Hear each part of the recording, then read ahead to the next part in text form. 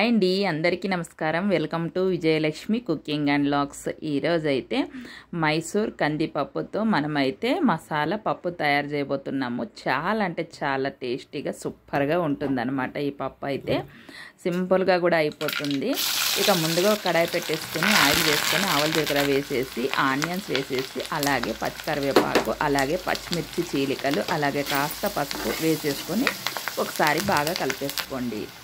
1 table spoon ధనియా powder అయితే వేసేసుకొని ఇందులోకి చెక్క లవంగా వేసి పొడి చేసి పెట్టుకున్నాను అనమాట. ఆ పౌడర్ అయితే 1 టేబుల్ స్పూన్ వేసుకున్నాను. ఇక టమాటా ముక్కలు కాస్త ఎక్కువగా వేసుకొని బాగుంటుంది. ఇక ఈ కర్రీకి అయితే మనము కాస్త కారం ఎక్కువగా వేసుకుంటే టేస్ట్ సూపర్గా ఉంటుంది. కారం తక్కువ తినేవాళ్ళు అయితే తక్కువగానే వేసుకోండి. ఇక కారం అయితే వేసుకున్నాం కదా. ఇక బ్యాళ్ళు అయితే శుభ్రంగా కడిగేసి మనము ఈ మైసూర్ బ్యాళ్ళు అయితే వేసేసుకొని ఒకసారి మనము బాగా కారము మసాలా అంటేటట్లు ఒకసారి బాగా కలిపేసుకోవాలి. ఆ తర్వాత మనము నీళ్ళు ఎన్ని కావాలో అన్ని వేసేసుకొని ఒకసారి బాగా కలిపేసుకొని ఇక సాల్ట్ అయితే టేస్ట్కి తగినంత సాల్ట్ అయితే వేసేసుకోవాలి.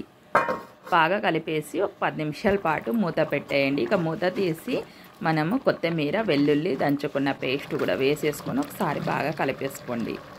వచ్చేసి తొందరగా ఉడికిపోతాయి. కుక్కర్ కూడా అవసరం లేదనమాట. లైక్ చేయండి, షేర్ చేయండి, సబ్స్క్రైబ్ చేసుకోండి. Bye friends.